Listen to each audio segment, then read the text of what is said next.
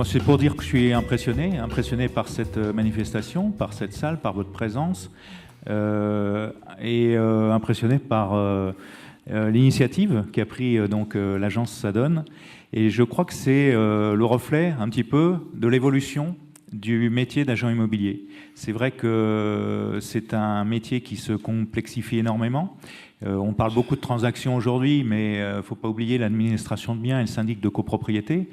Ce sont des métiers qui sont trop souvent décriés et en fait, dans notre quotidien d'agent immobilier, je peux vous dire qu'on est au cœur de la cité, au cœur des problématiques humaines quand il faut arbitrer entre différents candidats locataires, quand il faut régler des problèmes de copropriété ou quand il faut faire aboutir une négociation immobilière.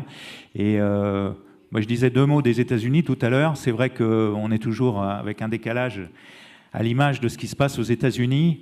L'année dernière, je visitais la plus grosse agence immobilière à New York, qui est un énorme building piloté par une dame qui est une superbe professionnelle, grande réussite. Et en fait, à côté de son agence, il y a 200 négociateurs professionnels dans son agence.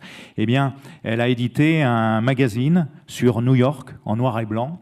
Et elle donne rendez-vous via ses collaborateurs à tous les touristes et à tous les habitants de New York pour faire des visites de la ville, etc. Et c'est, à mon sens, ce que vous avez fait aujourd'hui, c'est ce que on fait de plus en plus aux États-Unis. Ce sera le métier de l'agent immobilier de demain, c'est-à-dire vraiment plus du tout un porteur de clés, ce dont on peut s'éloigner grâce aux outils maintenant modernes de communication, mais plus quelqu'un qui rentre dans l'humain et qui rentre dans les problématiques d'urbanisme.